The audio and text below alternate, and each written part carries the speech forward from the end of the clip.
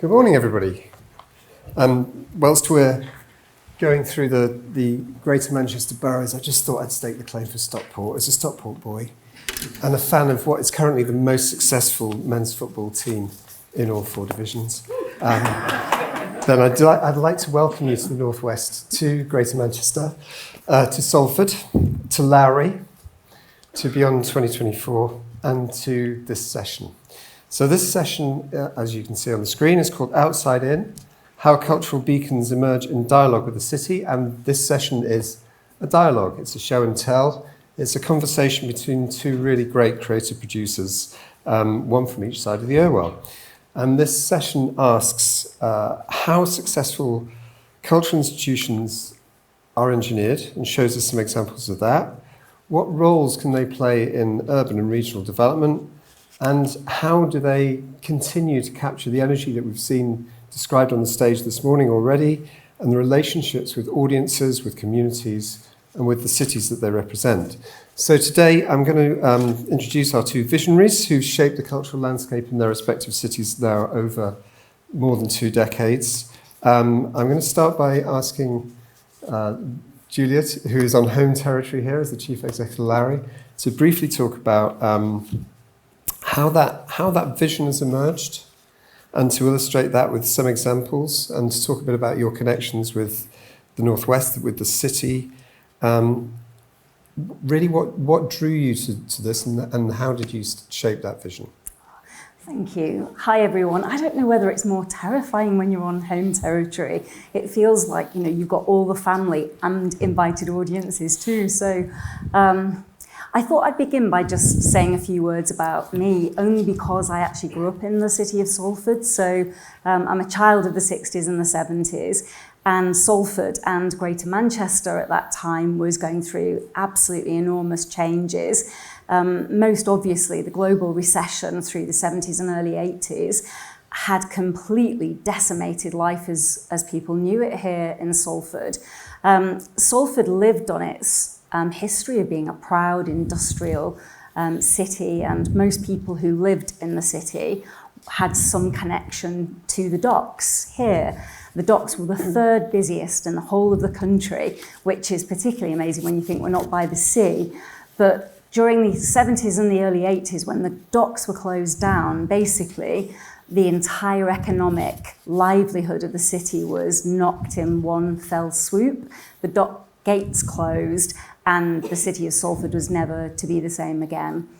At that time, I think what's key to why we're here, the Lowry, and this kind of topic of how vision comes together with opportunity, at that time, the local authority had the vision to really send a signal, not just to the rest of the world, but to the residents of Salford themselves. So they had bought and taken over the derelict dock landscape with the industrial basins filled with who knows what. And they developed the vision to create Salford Quays. But what they did, which I think was absolutely amazing at that point in time, going back to the late 70s, they reserved one site, this. And they didn't actually know what they were going to do on this site. At the time, they went all over the world to see what they could learn from other locations internationally that had used culture to drive transformation and change. And as a result of that, they decided that this site was going to be reserved for a cultural project. And they kind of brought together a whole range of partners to develop the concept of what would become the Lowry Arts Centre. It was to be the home of Salford's most famous artist, perhaps Ellis Lowry, but it was also to be a place for community and a place that would act as a beacon for transformation. And when the lottery opportunity came along, they were able to take that vision and the plans and the aspirations that they had, and opportunistically, they were able to take that as a ready-cooked proposition to the funders, and they were granted the ability to build this phenomenal building. But the origin story is really important because we are not just an arts centre. We are here as a beacon of transformation for the city of Salford. So while it is important that we attract and speak to audiences from around the UK and beyond, it is also incredibly important to us that Salford, where we're from, our home and our place, really matters to us and has to be a focal point for everything that we do, the lodestone of who we are and what we do. Easy to forget when you look around the development of MediaCity, the incredible changes and transformations over the last 20, 30 years. But when this building opened almost 25 years ago, there was almost nothing around us. We were standing in splendid isolation. And I'm so grateful and thankful that we are no longer in splendid isolation, but we're really strong partners in such a vibrant and strong ecology across the whole of Greater Manchester and beyond. Thanks, Julia. Our second speaker is Christine Cort, who co-founded the Manchester International Festival and stewarded the organisation into its new building, Viva Studios, which Andy Burnham just referred to, before leaving in 2020 to start her own independent consultancy. So, Christine, the same question to you, really. What's the vision? You've got equally strong and deep connections to the region. How do those connections to the region shape that vision and how you've carried your practice forward? Thanks, Iain. Hello, everyone. I've got to stand up because I've got a thing in my back for sound, which is driving me bloody mad. So I'm going to stand up, I'm so sorry, and then I'll sit back down again. So I grew up in Blackburn, down the road, total working class, 2 up, 2 down, didn't know what culture was, just knew, always knew I was good at organising. So in the friendship group, I'd always be the person organising the minibus on Blackburn Boulevard coming into Pips. Minibus at 16, I got 28 on it, etc. So I've always had this thing where I think I've done things that people enjoy. I love building communities. My first job was at a place called Riverside Studios, so I left Blackburn, went to uni, first one in my family to go to uni, went to Riverside, was immersed with incredible artists. Michael Clark was our choreographer in residence. Brian Ferry, who I was absolutely in love with when I was growing up, used to prop up the bar. Kenneth Branagh used to come. It was an amazing thing. I learned so much. I got headhunted and I moved for money. Tip, never, ever, ever move for money. And I went to work at the Design Museum with Terence Conran. It was the most miserable period in my life. My parents came to my office and they were like, oh, look at your crockery. Look at that view of the Thames. You have arrived. But in my heart, I was so sad. I hated it. It was, sorry if anybody's here from the Design Museum, it was all about surface. All of these things have helped inform my perspective when I got back. From the Design Museum, I was headhunted again to go and work at Time Out, a global publishing company. And I worked all over the world. So I worked in New York, I worked in Paris, I worked in Amsterdam, Abu Dhabi, Dubai, Lisbon, learning about cities, communities, artists, starting up businesses, always on a plane. I came back after launching Time Out Dubai. I thought, I'm going to have a year off. So I gave him my notice after 13 years. Tony, you own Time Out, cried. I cried. It was so sad, but I needed to come back north, refresh, had a small child. 3 days into my year off, Alex Poots, who'd been commissioned by Manchester to do the first Manchester International Festival, which I'll talk about in a minute, started calling me. I knew him, he was the artistic director at English National Opera then, before he got the job in Manchester, and saying, please, will you help me start this festival? How can you not? You're from the north, we're going to change the cultural compass from London, from Paris, from New York. Every 2 years, everyone's going to come here. Audiences, artists. I had 5 meetings with him, and then I signed up. So I was there for 15 years. I gave that company my life. Everything I had, you can probably tell that's how I work. I work very immersively, very enthusiastically. But when the factory was on the horizon, this amazing building that has been spoken about so much already today, it just wasn't me. You know, when you can feel in your soul, I didn't want, Julia is fantastic at running this incredible organisation. I would have been the reverse. I would have been so rubbish. When we were 2,000 at capacity, I'd like another 500 in. I just want, I just have that randomness about me. So I left. I finally got my year off. And then about a year and a half, 2 years ago, I started my own agency, CCM Friends, really simple, working with people I like. And if I'm too busy, if I don't like them, I just say I'm too busy. So sorry if I've said that to any of you. Really not endearing myself to this audience. On projects that inspire me. So I'm doing something in New York. I'm doing something in Blackburn, where I'm from. I've done stuff in Leeds, in Manchester. So I just go with the flow, really, where my heart takes me. And just to say about the festival, how it began, very similar to Julia's story with the Lowry. It was born, I really believe that the best cultural organisations are born out of the fabric of the situation they're in.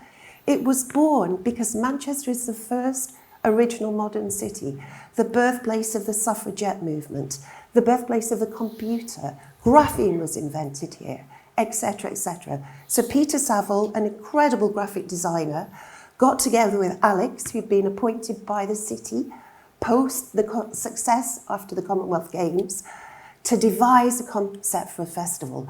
So together, I can claim no credit for the artistic vision in the festival, was to devise the world's first original new festival of world premieres. So our strapline was 18 days of world premieres. So we made work here and we shared it with the world. Our first ever commission in 2007 was this beautiful piece called Monkey, which we co-presented with the Châtelet in Paris and the Park Avenue Armory. And it was directed by Shizheng and Damon from Gorillaz and Blur, with about 50 Chinese acrobats coming over. Nobody wanted to come. Who would want to see an opera in Mandarin with no surtitles or subtitles? But we did 7 previews and then sold out. So our work is brave, expensive, daring. The producers learn so much. And I hesitate to say, but I hope life-changing. That's me. I've got to sit down again now.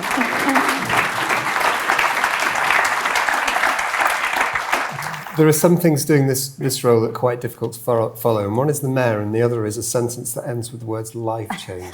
Sorry. Which is really quite a tough act to follow. But on that theme of life-changing, obviously cultural institutions are more than just buildings. They're also about the communities in which they are established and live.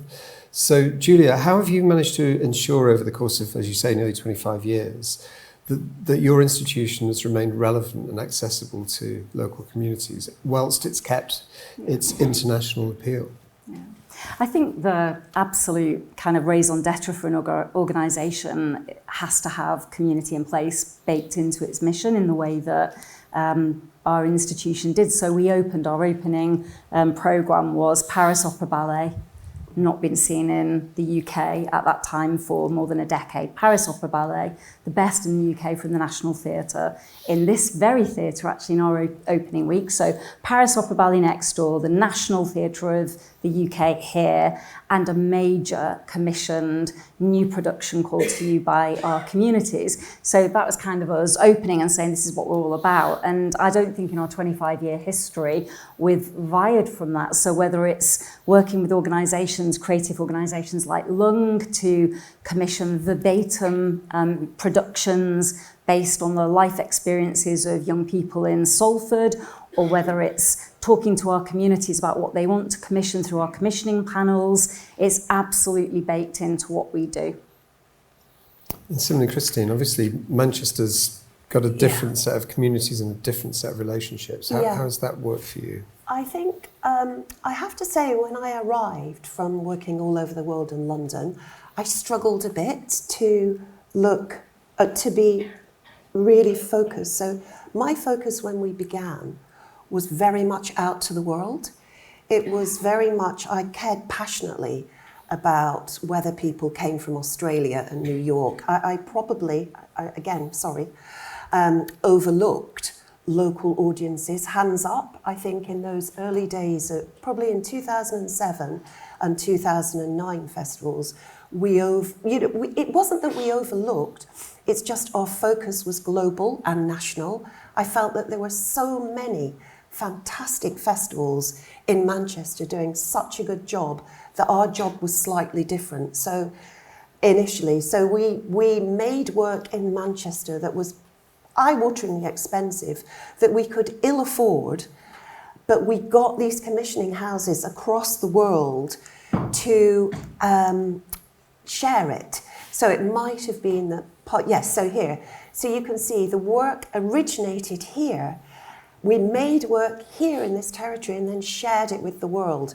So that, and that did impact local communities, because there was this incredible pride of, we saw Tree of Codes, this incredible dance piece. That's Boris Sharmat's actually in, there's Tree of Codes, in Manchester at the Palace Theatre, but now it's at the Sydney Opera House. So there was that incredible pride.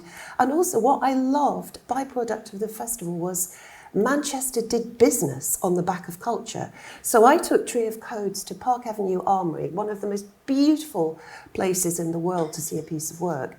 And Manchester Airport Group came as well. And they invited all the chief execs from international airlines to that sold-out performance to encourage them to do more routes into Manchester, or to start routes into Manchester. So what I've always been interested in is how culture and commerce can beautifully coexist without that feeling of selling out. And then finally, I think what the festival did for the local community and the population was unearth these incredible spaces across the city. Here's Mayfield Depot, which was a disused railway station right by Piccadilly Station. We had to clear out, in this order, prostitutes, rats and bats in order to stage Massive Attack, Philip Perreno, and to take audiences on a journey to go into a space that they didn't know existed is again a beautiful thing, I think. So yeah. Thanks, Does that Christine. answer? I feel like I didn't answer. No, I think you really answered the international perspective and yes. the going out, which is what we're trying to do. Just to bring that back into what the cultural institutions of Greater Manchester can continue to do. I mean, what we're describing here is as a landscape where there have been lots of new cultural institutions, there have been lots of changes to existing cultural institutions. Julia, just looking forward to the next 25 years, what role do you see existing and new cultural institutions playing in Greater Manchester? Well, I think that's been the real kind of game changer. I think over the last 10 years, the cultural ecology in Greater Manchester has really worked hard to kind of evidence to policymakers, decision makers, how culture is a good thing, right? We all know that, but we always have that job of, getting others in positions of power and who have the ability to, make things happen, getting them convinced of the same thing. So I think for us, that joined up message across Manchester has been incredibly successful, So, one of the kind of examples of that is the BBC, but hopefully, Nihal, please don't repeat this, but, that was a competition. There was no surefire way in which the BBC relocation out of London was going to land in the north. It was a competition from around the country to make that happen. And I think it was the very best of what our region can do when it comes together. And the E&O, the decision to make that relationship and partnership with E&O was also a competition. E&O were being sought after. They were in discussions with cities right across the country. So the fact that Greater Manchester comes together and says, yeah, we've got this really, really successful ecology. I mean, Andy didn't tell you today, but, he famously said to the E&O, if you don't want to come, don't come. We've got a bit of chutzpah about we know our value, right? We know we've got a lot to offer. And if you want to work with us, it's a great place to make things happen. And thankfully, the E&O absolutely did make that decision. But I do think these things are happening because of the power and the strength of the collective ecology that we have. I also think that the pandemic was really helpful with that, because I think those years really saw the sector coming together and working really hard to, you know, ensure survival, ensure that artists could be supported. I know it was really tough for artists and really tough for smaller organisations, but that collective coming together, I think, has really given us a new model of how we can continue to work together going forward. Yeah, just picking up on those new models. I mean, I always describe Beyond's mix of artists, creative producers, creative technologists as being my tribe. It's the group of people that I naturally am drawn to. In that changed future, this is to both of you, what role do you think digital transformation will play?